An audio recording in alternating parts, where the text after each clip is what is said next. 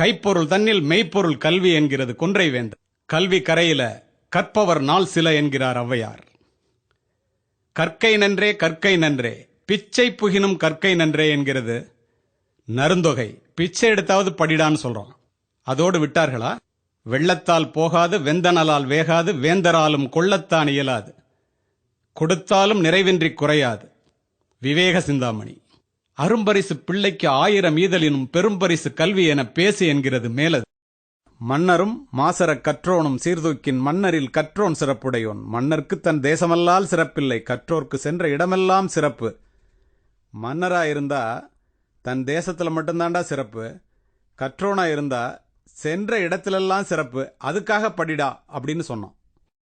புறநானூற்றிலே உற்றுளி உதவியும் உருபொருள் கொடுத்தும் பிற்றை நிலை முனியாது கற்றல் நன்றே என்றான். பிறப்போரன்ன உடன் வயிற்றுள்ளும் சிறப்பின் பாலால் தாயும் மனம் தெரியும்னா. எங்கேயாவது நம்ம கேட்டிருக்கிறோமா? பெற்ற தாய் கூட நன்றாக படிக்கின்ற பிள்ளையிடம்தான் பாசத்தை அதிகமாக காட்டுவாள், அதற்காக படிறான். வேற்றுமை தெரிந்த நாற்பால் உள்ளும் கீழ்ப்பால் ஒருவன் கற்பின் மேல்பால் ஒருவனும் அவன் கட்படுமேன்னா. எந்த குலத்தை சேர்ந்தவனா இருந்தாலும் சரி, அவன் படித்தான் என்றால் அவனுக்கு கீழே தாண்டா மத்தவன்லான்ட்டான், அதுக்காக படிடான்னா. அதற்கு பின்னால் வந்த பாரதிதாசனோ எல்லா நலமும் ஈந்திடும் கல்வி இல்லா வீடு இருண்ட வீடென்க. படிப்பிலார் நிறைந்த குடித்தனம் நரம்பில் துடிப்பிலார் நிறைந்த சுடுகாடென்க. அறிவே கல்வியாம் அறிவிலா குடும்பம் நெறிகானாது நின்றபடி விழும்னா. படிக்கலன்னா எவ்வளவு கேவலம்னு பாருங்க.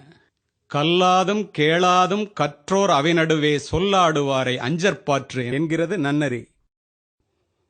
காண மயிலாட கண்டிருந்த வான்கோழி தானும் அதிவாக பாவித்து தானும் தன் பொல்லாச்சிறகை விரித்தாடினால் போல் கல்லாதான் கற்ற கவினா. இன்னும் ஒருபடி மேல போய் வள்ளுவன் சொன்னான், கல்லாதார் சொற்காமுறுதல் முளை இரண்டும் இல்லாதால் பெண் காமுற்றற்றுன்னா. மார்பகங்கள் இல்லாத பெண் உடல் இன்பத்தை அனுபவிப்பதற்கு ஆசைப்படுவதைப் போல படிக்காதவன் படித்தவர்கள் சொற்களைப் போல பேச வேண்டும் என்று நினைப்பது என்று கூறி சென்று விட்டான். சிறு வயதிலே கிடைக்கின்ற வாய்ப்பை பயன்படுத்தி நாம் படிக்கவில்லை என்றால் காலம் முழுவதும் உடல் உழைப்பை மட்டுமே நம்பி மாடாய் உழைத்து ஓடாய் தேய்ந்து போவதை தவிர வேறு வழியில்லை மாணவர்களே. அதற்காகவாவது படிக்க வேண்டும். ஒன்று தெரிந்து கொள்ளுங்கள், பணக்காரர்களின் மாளிகையிலே பிறக்கின்ற குழந்தைகளின் கால்களை கூட தாங்குவதற்கு தோள்கள் காத்திருக்கின்றன. ஆனால் ஏழைகளினுடைய குடிசையிலே பிறக்கின்ற பிள்ளைகளினுடைய தோள்களுக்கோ சுமைகள் காத்திருக்கின்றன. பணக்கார வீட்டிலே பிள்ளைகள் வளர்ந்து பிறக்கிறார்கள், ஏழைகளினுடைய குடிசையிலே பிள்ளைகள் பிறந்து வளர்கிறார்கள். வளர்ந்து பிறப்பது வாரிசுரிமை, பிறந்து வளர்வதே பிறப்பின் பெருமை என்பதை மாணவ சமுதாயம் தெரிந்து கொள்ள வேண்டும். அதற்காக கல்வி வேண்டும். மாணவர்களே, ஒன்றை தெரிந்து கொள்ளுங்கள். என்னையும் மாவட்ட ஆட்சித்தலைவரையும் இங்கு அழைத்திருக்கின்றீர்களே, சற்று சிந்தித்து பாருங்கள். இந்த மாவட்ட ஆட்சித்தலைவரும் இந்த மாவட்ட கண்காணிப்பாளரும் நாங்கள் படித்த கல்வியை வைத்துக் கொண்டுதானே இந்த மாவட்டத்தை ஆட்சி செய்கின்றோம்.